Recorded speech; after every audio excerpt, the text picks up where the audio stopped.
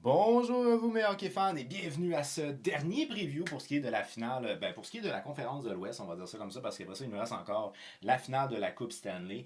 Je sais que pour vous probablement que le match est déjà commencé, peut-être même vous regardez cette vidéo-là après le match parce que j'ai été un peu dernière minute là, pour pouvoir fistoler cette vidéo-là. Donc pardonnez-moi s'il vous plaît, moi au moment d'enregistrer, je suis un peu avant le match, là, quelques heures avant le match. Alors, on va y aller d'une prédiction. Pour moi, c'est avant le match. Pour vous, ben, vous allez avoir cet avantage-là d'avoir vu probablement le premier match avant de me donner votre prédiction dans les commentaires juste en bas. Je vous avais posé la question sur ma dernière vidéo, est-ce que le son était correct? Parce que là, j'utilise un micro que j'utilise pour le podcast à la coupe. Vu que mon casque que j'utilisais normalement, pas il grichait, mais il craquait tout le temps. Il faisait tout le temps. Il n'y a personne qui a passé de commentaires, donc je me dis probablement que le son est bon quand même.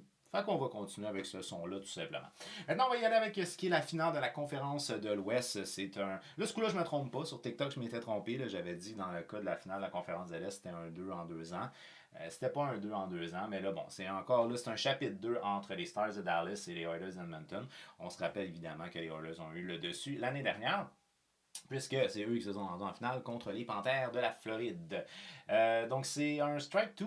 Mais c'est des équipes un peu différentes quand même qu'on a du côté des deux organisations. Évidemment, du côté des Stars de Dallas, on avait commencé les séries éliminatoires sans Robertson et Skinnan. Et ça, c'est deux retours qui sont très bénéfiques pour l'organisation. Skinnan, tu voyais qu'il prenait du temps un peu à se remettre dans le tempo, mais déjà, on l'a fait jouer beaucoup. Là, fait que, normalement, il devrait être correct là, pour ce qui est de la finale de la conférence de l'Ouest. Du côté des Oilers d'Edmonton, ben là, ce qui est un peu impressionnant, c'est qu'on a réussi à avoir des matchs presque ish sauvés par les gardiens, ce qui est quand même assez rare. Les Oilers d'Edmonton, qui est vraiment pas la plus grande équipe au niveau défensif, là, c'est indéniable. C'est indéniable. Alors, depuis le début des séries éliminatoires, les Stars de Dallas, c'est une moyenne de but marqué de 2,62, une moyenne de but encaissé de 2,92. C'est là qu'on voit que les Stars, quand ils se font battre, ils se font ramasser, puis quand ils gagnent avec un court avantage. Parce que tu as une moyenne de but encaissé de 2,92 puis une moyenne de but marqué de 2,62. Tu en accordes plus que tu en comptes. C'est à peu près la même chose, mais quand même. Fait que du côté des Stars de Dallas, idéalement un match à bas pointage, puis on réussit à resserrer le plus possible le jeu. Du côté des Stars de Dallas, on se rappelle très bien que lors de la deuxième ronde, on a affronté l'Avalanche, pas la, lors de la deuxième ronde, on a affronté les Jets, mais lors de la première ronde, on a affronté l'Avalanche du Colorado. L'Avalanche du Colorado, ça s'est fini en 7. C'était probablement ce qu'on appelait la série avant la finale. C'était la finale avant la finale. C'était deux très très gros clubs qu'on avait là, des clubs qui étaient des clubs qui sont capables de rivaliser entre eux. Puis les Stars ont réussi à arracher cette série-là en 7, tout en leur honneur. Ensuite de ça, en deuxième ronde, on a affronté les Jets de Winnipeg. Ça a fini 4-2, mais on va se le dire, ça a été compliqué pour Connor Hellebuck. Il a réussi à se reprendre en main, là, tranquillement, mais sûrement. Mais il reste que du côté des Stars, on a beaucoup de profondeur. On a des gars qui sont revenus. Fait on a réussi à sortir les Jets de Winnipeg. Maintenant, du côté de l'avantage numérique, un avantage numérique à 30,8%, c'est excellent pour ce qui est des Stars de Dallas. Un désavantage numérique à 86,1, c'est excellent aussi. Du côté des Oilers d'Edmonton, cette fois-ci, on a eu un chemin un petit peu différent. Donc, en première ronde, on n'a pas joué la finale avant la finale. On a joué encore une fois contre les Kings de Los Angeles. Cette série-là s'est terminée en 6 matchs à l'avantage des Oilers d'Edmonton. Par la suite, on a fait face aux Golden Knights de Vegas qui n'ont pas été nécessairement à la hauteur de ce que moi je m'attendais. Alors, les Oilers d'Edmonton, j'ai m'étais perdant contre les Kings. J'ai eu tort, excusez-moi. Et pourtant, je suis 7 en 8 en première ronde. Fait que c'est la seule série que je me suis trompé.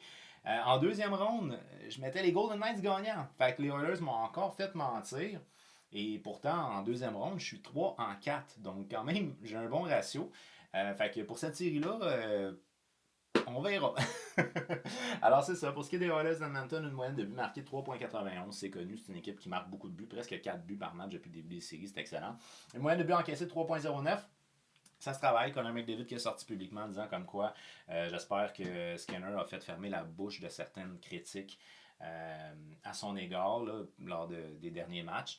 Je sais pas. Je respecte beaucoup Conor McDavid, mais je pense que le jeu défensif est encore difficile du côté des Oilers, puis on va le voir entre autres. Là. Avantage numérique 25%, c'est une équipe qui peut avoir plus en avantage numérique et elle doit avoir plus en avantage numérique.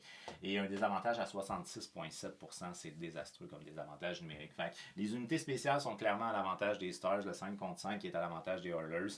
C'est à peu près de ça que ça a l'air. Mais si les Stars sont capables de garder un jeu serré et que le 5 contre 5 fait pas trop mal aux Stars, les unités spéciales peuvent tout changer dans cette série-là.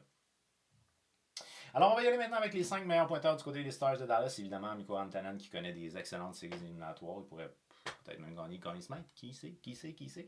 Rantanen, depuis le début des séries, c'est 13 matchs, 9 buts, 10 passes. Il faut dire 6 buts marqués en 2 matchs aussi. Là, ça compte. Hein? 9 buts, 10 passes pour 19 points en 13 matchs depuis le début des séries. Thomas Harley, si je ne fais pas erreur, je pense que c'est lui qui a marqué le dernier but, si je me rappelle bien. Là, Thomas Harley. 13 matchs défenseur plus à caractère offensif. 13 matchs, 4 buts, 7 passes pour 11 points. Roop Ince, en 13 matchs, il a 5-5 pour 10 points. Le jeune Wyatt Johnson, lui, c'est 13 matchs, 4-4 pour 8 points. Et finalement, Michael Granlund, 4 buts, dont, si je me rappelle bien, un tour de chapeau lui aussi. 3 assists pour 7 points. Mais c'est ça, ce qui est intéressant, c'est qu'on a des retours qui vont avoir un gros impact. Robertson qui est de retour. Eskinen, excusez-moi, le défenseur qui est de retour aussi. Puis ça, c'est quelque chose qui va aider beaucoup l'équipe des Stars de Dallas. Une équipe qui a quand même déjà beaucoup de caractère, on a de l'expérience, on sait bien jouer. Jake Oettinger qui va très bien, d'ailleurs, on va le regarder. Là. Oettinger, lui, en 13 matchs, 2,47 de moyenne, 919. Les deux gardiens américains d'équipe USC lors des 4 nations qui se sont affrontés en Connor Hellebuck et Jake Oettinger. Puis finalement, c'est Oettinger qui aura eu le dessus dans cette série-là face aux Jets. Mais il connaît des bonnes séries jusqu'à là. Mais il reste que c'est une équipe qui est très responsable, qui a beaucoup de profondeur du côté de Dallas. Et le gardien de but auxiliaire Casey DeSmith en un match, une apparition, en tout cas, de 3,03 de moyenne, 929 d'efficacité. Mais c'est pas le gardien qui va être le gardien de but partant. Fait que, il va peut-être être appelé en relève si besoin il y a. Les Stars de Dallas, c'est une équipe de profondeur. C'est une équipe qui un peu tout le monde est capable de faire mal puis qui est très responsable dans son jeu. C'est une équipe, par contre, qui, à 5 contre 5, peut avoir de la difficulté à marquer. Puis ça peut être vraiment très à l'avantage des Oilers d'Edmonton. Du côté des Oilers d'Edmonton, évidemment, Connor McDavid est le meilleur pointeur. En 11 matchs, il a 3 buts, 14 passes, 17 points. Ça va très bien. Leon Draisaitl, sensiblement la même chose. 11 matchs, 5 buts, 11 passes, 16 points pour ce qui est du monstre à deux têtes là, du côté d'Edmonton. Mais ce qui est peut-être un peu nouveau, c'est qu'on voit de la profondeur un peu plus du côté d'Edmonton. Pas autant que du côté de Dallas, à mon humble avis, mais on en voit un petit peu plus que quand on en avait vu par les années passées du côté des Oilers. Puis c'est ça qui peut faire la différence, qui va faire que tu vas gagner une coupe ou non. C'est le fait que ça peut pas toujours être les mêmes qui font tout. C'est impossible. Il faut que ça soit un peu réparti. Du côté d'Edmonton, tranquillement, mais sûrement, on va peut-être finir par avoir une grosse production qui vient d'ailleurs que notre monstre à deux têtes. Evan Bouchard, le défenseur, 11 matchs, lui, il a 4 buts, 8 passes pour 12 points. Évidemment, c'est lui qui joue sur l'avantage numérique, c'est lui qui est sur la première paire. Ryan Nugent-Hopkins, dans son cas, en 11 matchs, 3 buts, 6 passes pour 9 points. Et finalement, Zach Hyman, en 11 matchs, il a 3 buts, 5 passes, 8 points. Mention honorable aussi à Corey Perry, qui a 7 points en 11 matchs. Je ne fais pas erreur, je pense qu'Evander Kane, il a un affaire comme 7 points aussi. Donc, tu sais, c'est des gars qui sont des gars de profondeur, Corey Perry, puis Evander Kane, qui peuvent vraiment déranger. Du côté des Stars, c'est sûr qu'on a Jamie Benn là, qui peut être très dérangeant aussi. Mais tu sais, j'aime bien le style de leadership que peut apporter un gars comme Corey Perry du côté des Oilers d'Edmonton. C'est une organisation qui doit quand même encore se fier beaucoup à ses vedettes pour être capable de marquer. Mais tu sais, ils ont eu le dessus l'année passée. Pourquoi est-ce que ce ne serait pas le cas cette année? En saison régulière, là, on fait une petite confrontation vite parce qu'évidemment, là, on est rendu quand même en troisième ronde, ça a le moins d'impact. Mais on se donne une idée globale de l'année des deux organisations. Une moyenne de buts marqués du côté de Dallas de 3,35 pour le troisième rang dans la LNH et une moyenne de 3,16 pour les Oilers, 11e rang dans la LNH.